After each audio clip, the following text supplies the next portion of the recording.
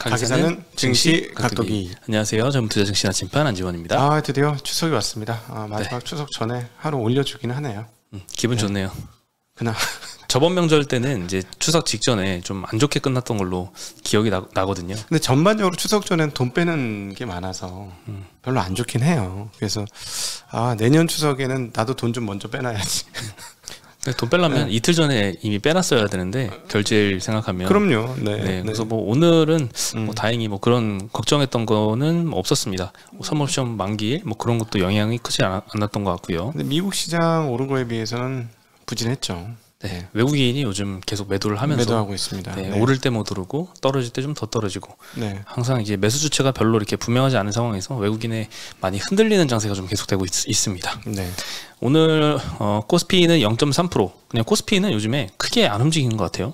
떨어질 때는 뭐 1%씩 떨어지는데 올라갈 때도 그렇게 많이 못 오르고 있고, 당연히 이제 삼성전자, 하이닉스 이런 이제 제일 큰 IT 반도체 섹터가 계속 안 좋은 얘기만 나오고 있고 실적 전망치는 계속 떨어지고 있는 게 좀 아쉬운 부분입니다. 코스닥은 오늘 1.2%. 그래서 종목별로는 굉장히 많이 오르는 그런 회사들도 좀 많이 있었던 것 같아요. 종목 장세가 계속 펼쳐지고 있고요. 외국인이 코스피에서 오늘 6,500억 정도 순 매도를 했고요. 코스피에서는 1,100억 순 매수가 들어왔습니다. 환율도 1,380.8원 정도로 마감을 했는데요.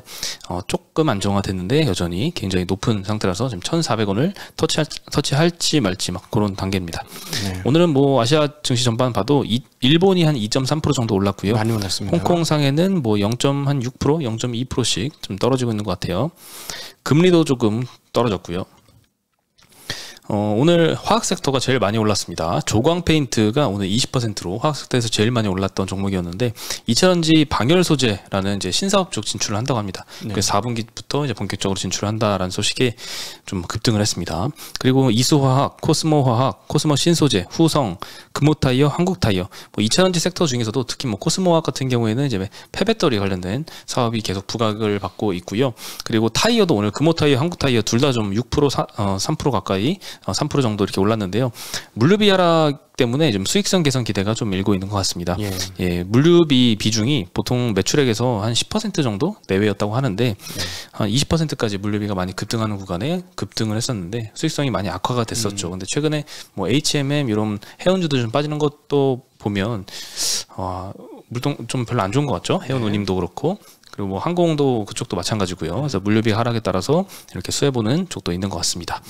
증권업종에서도 오늘 2위 1.6% 상승을 했는데요. 미래에셋 증권이 조금 이상한 것 같습니다. 오후 3시부터 갑자기 보합에서 0.몇 % 상승이었거든요.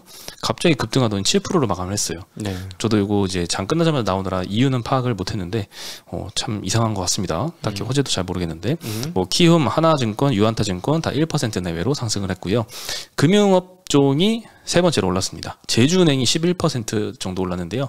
뭐 작년부터 계속 뭐 어디 빅테크에서 인수한다 이런 뭐 카더라 썰 가지고 좀 많이 올랐던 회사인데, 최근에도 뭐 그런 썰이 뭐 어디서 도는지 계속 급등하는 모습을 한 번씩 보이고 있습니다. 오늘도 11% 정도 급등을 했고요. 약간 밈 주식처럼 됐어. 원래 이럴 주식이 아니잖아, 절대. 그렇죠. 절대 이럴 주식이 아닌데. 그냥 이제 한 지역에 국한된 이제 은행이죠. 그리고 뭐 대주도 뭐 신한지주인데 모르겠네요. 그리고 이제 뭐 하나생명, SK스퀘어, 카카오페이, FNF홀딩스, KB금융, 신한지주 전체적으로 좀 올랐습니다. 유통업종도 좀 올랐는데요. 뭐 신송홀딩스가 오늘 6.5% 정도 올랐습니다. 곡물 수출 제한을 검토한다라는 소식에 푸틴이 그런 얘기를 했나 봐요. 그래서 사료주가 오랜만에 좀 급등을 했습니다. 그 한 달 전쯤인가요? 러시아 우크라이나 항구에서 이제 곡물 수출을 허가를 했잖아요. 그래서 옥수수가 처음에 이제 잘 저쪽으로 도착을 하고 그때부터 이 사료주들이 좀 재미없기 시작을 했거든요. 근데 최근에 다시 또 뭐 7일 날 어제 얘기를 했던 것 같아요. 우크라이나 곡물을 수입할 수 있는 나라를 제한하도록 협정을 수정하는 방안을 논의할 것이다. 푸틴이 이런 발언을 하면서 밀 선물 가격이 갑자기 7% 급등하기도 했고요. 그래서 사료주들이 오늘 뭐 한일사료, 고려산업도 7%대 상승을 했습니다. 제일 많이 하락했던 섹터는 철강금속이었는데요. 세아 베스틸 지주 마이너스 7%, 풍산 마이너스 6.4%, 세아 특수강, 조엘 알미늄, 고려아연 2에서 5%씩 하락을 했습니다. 포스코홀딩스도 어저께 이제 공장 멈추고 나서 1.8% 떨어졌는데 현대해철은 오늘 2% 올랐고요. 풍산 같은 경우가 방산 사업부를 물적 분할한다고 공시를 했습니다. 요즘에 좀 민감하죠, 물적 분할에 대해서. 근데 분할하는 이제 방산 사업부는 매출의 한 30% 정도 차지하는 사업부고요. 영업이익은 40%를 차지하는 꽤 큰 규모의 비중을 갖고 있는 그런 사업부입니다. 12월 1일 분할기일로 분할을 하는데 회사에서 비상장 상태로 유지할 것이다, 이런 언급을 했거든요. 그럼에도 주가는 6.4% 정도 하락을 했습니다. 예전에 포스코홀딩스하고 세아 베스틸 지주도 이제 물적 분할을 발표를 했는데 계속 비상장 상태를 유지를 하고 있거든요. 이중 상장 안 하겠다고 했는데 공시 직후에는 주가 하락했지만 뭐 그때 잠깐 떨어지고 나서는 사실 뭐 물적 분할 이슈 때문에 주가가 더 추가 하락하거나 이런 이유는 없었기 때문에 이번에 풍산도 뭐 갑자기 이 말을 어기거나 그러진 않겠죠, 설마. 네, 그러면은 오늘로 아마 요 이슈는 좀 마무리되지 않을까, 이런 생각이 듭니다. 네. 그리고 운수장비 섹터가 두 번째로 많이 하락을 했습니다. 한국항공우주가 오늘 7% 정도 하락을 했고요. 그동안 많이 올랐죠. 네. 네. 그리고 세종공업, 기아, 현대차, 현대위아 1%, 2% 레벨씩 하락을 했습니다. 네. 네. 그리고 이제 풍산의 물적 분할 그 이면에는 또 최근에 이제 거버넌스를 개선하고자 하는 정부의 노력도 좀 많이 발표가 되고 있는데요. 금융위에서 최근에 전환우선주를 활용한 편법으로 지분 확대하는 요거를, 이런 행동을 제한하는 조치를 발표를 했거든요. 자, 이거를 얘기를 하기 전에 일단 콜옵션부 전환사채에 대해서 이야기를 해야 되는데요. 작년 12월 달 전환사채이긴 한데 콜옵션이 붙은 전환사채에 대해서 규제하는 방안을 발표를 했었고요. 그리고 이 방안을 똑같이 전환우선주에도 적용하겠다고 이번에 얘기를 한 건데요. 일단 콜옵션부 전환사채라는 거는 콜옵션이 붙어 있죠. 네. 전환사채는 보통 발행사가 발행을 하고 투자한 쪽에서 이 마음에 들면, 주가가 좀 오르면 전환해가지고 주식을 팔아서 차익을 실현하는 방안인데, 콜옵션이 붙어 있잖아요. 그러면은 이 전환사채를 발행사가 지정하는 어떤 제3자한테, 투자한 투자사가 아니라 그 이외에 제3자한테 지정해서 그 전환사채를 사갈 수 있는 권리를 줍니다. 그래서 이게 많이 편법으로 활용이 되는 거죠. 당연히 이 대주주의 뭐 자녀나 이런 일가 친척 뭐 이런 사람들한테 그 콜옵션을 주겠죠. 그래서 편법으로 지분 확대하는 방안으로 많이 좀 악용되는 사례가 많았었는데, 요거를 막기 위해서 콜옵션을 행사할 수 있는 한도를 지분율까지로 제한을 하고, 전환가액이 하향이 되는 조건이 굉장히 많잖아요. 그렇죠. 그런데 반대로 주가가 오르면 전환가도 올라가게 상향하는 조건도 적용을 시켜라. 네. 네, 이렇게 좀 계속 제한을 걸고 있습니다. 그리고 추가로 올해 5월 달에 콜옵션이 달린 전환사채는 콜옵션을 별도로 구분해서 회계 처리하라라고 제안을 했거든요. 그래서 이렇게 콜옵션을 별도로 회계 처리를 하면은 소액주주들이 요 발행 조건 같은 거는 쉽게 파악할 수 있게 만들려는 취지였던 것 같습니다. 이렇게 제안을 하는 전환사채 관련된 조치를 전환우선주에도 실행을 하겠다라는 방안인데, 전환우선주는 사실 상장사보다는 비상장사들이 좀 많이 활용을 하고 있거든요. 근데 물론 상장사도 활용을 하니까 이런 제한 조치를 많이 하겠죠. 그래서 주주를 보호하는 이런 방안들이 속속 발표가 되고 있어서 조금씩 개선의 움직임은 좀 보이는 것 같습니다. 네. 그리고 저는 뭐 기업을 하시는 분이 내가 열심히 해서 대가를 받는 거 좋거든요. 네. 뭐 당연히 그런데 근데 이게 공기로 나오는 거잖아. 남의 자본을 땡기는 거면 약간 그 공공성을 그때부터 갖기 시작하는 거잖아요, 기업이. 예, 사회 내의 기업으로 이렇게 되면 그걸 사회에서 인정해서 자기의 대가를 치러준 거 아니에요. 네. 주식시장에 없었으면 그럴 일이 없잖아요. 그렇죠. 자기가 자기가 판 거에 대한 이익 외에는 없는 건데, 그냥 그냥 이렇게 동네 조그만 가게처럼. 근데 이거를 인정을 받는 건 사회에 나왔으니까 사회적 공적인 그 책임은 당연히 가져야 되지 않느냐. 저런 식으로 평가받아도 돈도 받았는데 또 그걸 더 확보하기 위해서 또 편법을 또 쓰고 이런 행동은 양아치 짓이죠. 네. 사실 외국인이 코리아 디스카운트를 많이 주는 이유가 이거가 맞는 게, 우리도 만약에 어떤 동남아 국가가 이런 식으로 한다, 우리나라는 깨끗하게 하는데, 그러면 그 나라 투자하겠습니까? 네. 당연히 안 하겠죠. 예. 네, 그런 게 이제 멀티플을 낮추는 요인으로 계속 작용을 하고 있는 것 같은데, 최근에는 개선 조치들이 많이 발표가 되고 있고, 그리고 물적 분할하면 5년 동안은 이제 상장을 굉장히 어렵게 제한하는 이런 조치도 최근에 또 발표가 됐죠. 그래서 그 윤석열 대통령 그 후보 시절 때부터 이런 물적 분할 관련된 공약들을 이제 계속 얘기를 했었는데, 이런 게 조금씩 실현이 되는 것 같습니다. 네. 그리고 오늘 유가가 좀 많이 떨어졌습니다. 일단 3분기 미국 성장률 전망치가 최근에 좀 많이 떨어지고 있는데요.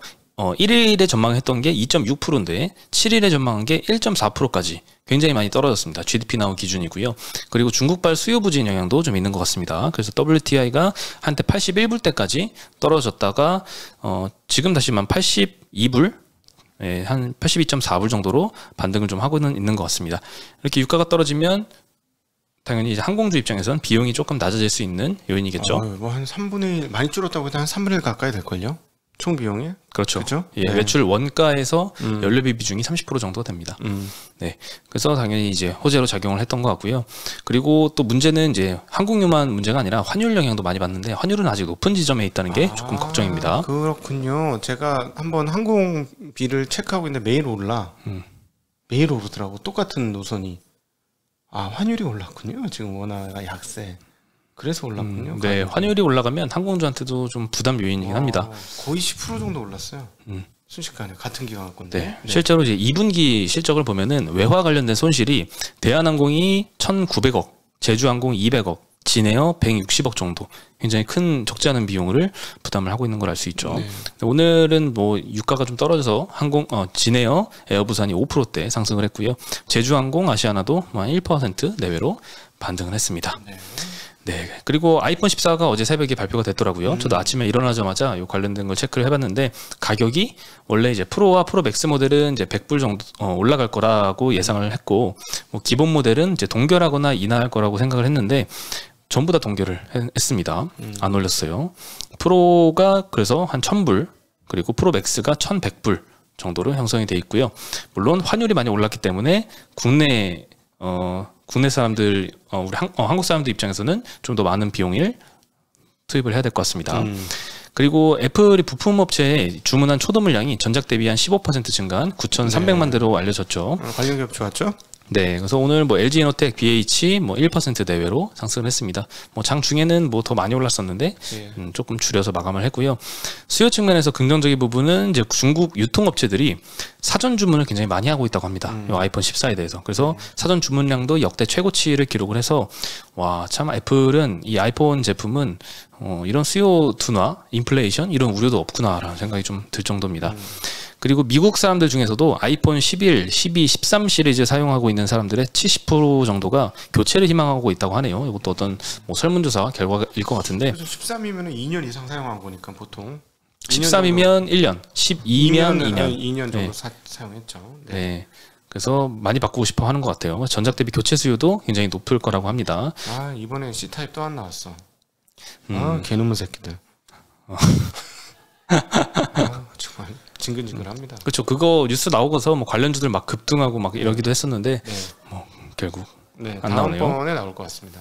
1년 더 기다려야 돼요. 네. 다만 이제 최근에 LG에너텍, 뭐 BH 이런 밴드들의 주가가 뭐 아이폰의 인기만큼 이렇게 쭉 올라가거나 이런 모습은 아닌 것 같은데 아무래도 판매량 피크아웃이 좀 영향을 끼치고 있는데 그 다음 아이폰 14 잘 팔린 이후에 대한 걱정을 벌써 하고 있는 것 같습니다.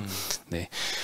그리고 애플페이 관련돼서 어저께 좀 이야기를 드렸었는데 저희 시청자분께서 한 분이 댓글로 굉장히 자세하게 코멘트를 좀 해주시더라고요. 그래서 그 내용을 같이 공유를 하면 좋을 것 같아서 설명을 드리면요. 일단 벤사하고 현대카드의 손실을 좀 크다라고 어저께 걱정을 했었는데 그 부분에 대해서 좀 더 자세히 설명을 해줬습니다. 일단 그동안 카드사하고 협의가 좀 안 되다가 이번에 갑자기 된 거는 현대카드가 당연히 큰 결단을 했었기 때문인데 뭐 현대카드가 최초라는 타이틀 그리고 카드 발급수를 증가시키는 거 거래 대금 거래 금액을 증가시키는 거 요것들을 위한 결단이었고 그다음 평소에 이 카드 유치를 위한 프로모션 비용을 워낙 많이 쓰잖아요. 최근에 이제 우리가 뭐 토스나 카카오페이나 이런 데 보면 카드 광고 굉장히 많이 하거든요. 그래서 뭐 20만 원 쓰면은 20만 원 페이백 해주고 이런 이벤트도 많이 하는데 이런 프로모션 비용 생각하면 어느 정도는 그래도 좀 커버가 된다. 그리고 그런데 이제 카드 수수료 비용을 메꿀 수는 있을까? 요거는 조금 어려울 것 같습니다. 스타벅스나 이제 이마트 같은 대형 가맹점에서 애플페이를 도입하려면 가맹점 포스 기하고 본점 중개 서버를 수정해야 하는 비용이 좀 소요가 된다고 합니다. 네, 요것도 이제 업계 사람이 아니면 좀 어려울 만한 이슈인 것 같은데 아니면 뭐 가맹점에서 이거 근무를 하지 않는 이상 수수료 그리고 1% 미만인 이제 중소가맹점일수록 이제 카드 수수료를 높게 못 받잖아요. 네, 이런 데일수록 더더욱 역마진 가능성은 더 높다라고 하고요. 그래서 뭐 대형 가맹점이든 중소형 가맹점이든 뭐 카드사 입장에서 애플페이를 도입함으로써 실익은 별로 이렇게 많아 보이진 않는 것 같습니다. 벤사 입장에서도 보면요, 이제 애플페이가 도입되더라도 벤 수수료를 올려줄까? 당연히 안 올려줄 거다라는 의견이고 거래량이 특별히 증가하는 것도 아닙니다. 당연히 뭐 원래 돈을 안 쓰다가 갑자기 애플페이 나오니까 돈을 막 쓰는 게 아니잖아요. 기존에는 뭐 신용카드로 긁다가 혹은 삼성페이로 긁다가 애플페이로 긁는 거니까 네. 사실 거래 금액이 절대 수치가 올라가진 않겠죠.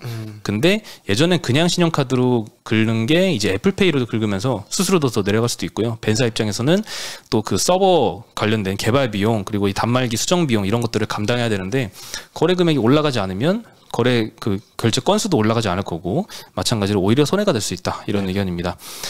결론적으로 이제 애플페이 프로젝트 같은 경우에는 이제 비용을 생각하면 실익이 크지 않기 때문에 코스트코 같은 일부의 대형 가맹점에서 한정적으로 좀 도입을 해서 카드 발급 건수를 늘리는 목적이라면 실익을 챙길 수 있다 이런 의견이고요. 그리고 또는 이제 특정 대형 가맹점이 마케팅 목적으로 현대카드하고 협업해서 프로모션을 진행하는 거, 이것도 좀 대안인 것 같습니다. 네, 뭐 결국 정리해 보자면 이제 삼성페이는 이제 뭐 어디서든 쓸 수가 있잖아요.